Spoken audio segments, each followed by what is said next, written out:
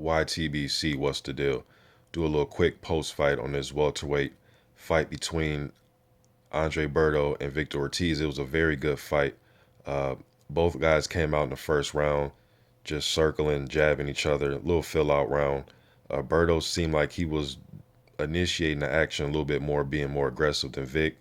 Vic was circling to his right, which was a good strategy in my opinion because he was circling away from Andre Berto's right hand, but it got him in trouble, and I'll get to that in a minute. Second round, they come out pretty much same as the first. I thought Berto was being a little bit more aggressive. Vic, when he did decide to go on his front foot, I thought he was finding a home for that left hand. He was able to land a jab. Both guys were going back and forth with the jab. Berto obviously has the faster hands, the busier jab, even when it wasn't landing. Um, but Vic, when he was pumping his jab, he was able to keep Berto at bay. Uh, I thought he went a little bit too defensive, and then that's when Berto would leap in with his shots and take advantage. Third round, they come out, they start to mix it up a little bit. Berto was a little, he was jittery, man. These first couple rounds, he was real. He had a lot of energy. He reminded me of Shane Mosley when Mosley would do that back in the day. But I wanted him to relax, and Danny Garcia pointed that out too. But I wanted him to relax. But he started to land that right hand. They started to exchange a little bit, and Vic was finding a home for that left hand. He just kept hitting Berto, kept getting hit with it.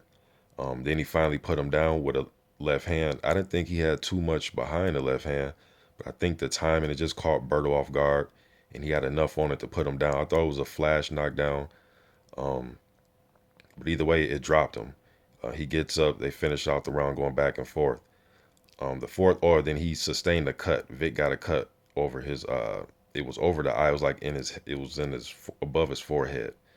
Um, he gets the cut, and then the fourth round they come out. Uh, Vic is circling to his right, in my opinion, doing what he's supposed to do. I thought he could have mixed it up a little bit, been more aggressive, and circled to his left just to break up the rhythm. But he was circling, and then Berto just threw an uppercut. I don't even remember him throwing an uppercut during the first few rounds. If he did, maybe I just didn't notice because this one just landed. It was perfect, well timed. It was just the angle, and he timed it because, like I said, Vic kept circling to his right. And then Berto changed it up and threw an uppercut, and it caught Vic totally off guard. Um, he goes down. He really didn't recover. He got up. He tried to roll with some shots, parry some punches. He threw some left hands that was able to land, but Berto took him. He landed about two of them. Berto kept the pressure on him, put him down again against the ropes. He gets up. He beats the count. He barely beats the count. The ref asked him, "Do you want to continue?" He didn't say anything. He asked him again, "Do you want to continue?" He said, "Look at me." And when he told him to look at him, Vic turned away and looked the other way. And then when he waved it off, then Vic turned back around and looked at the ref. So whether he didn't want no more or whether he was separated from his senses, the fight should have been stopped because either he was going to get knocked out if the fight would have continued or he really just didn't want it. But either way, good win for Berto.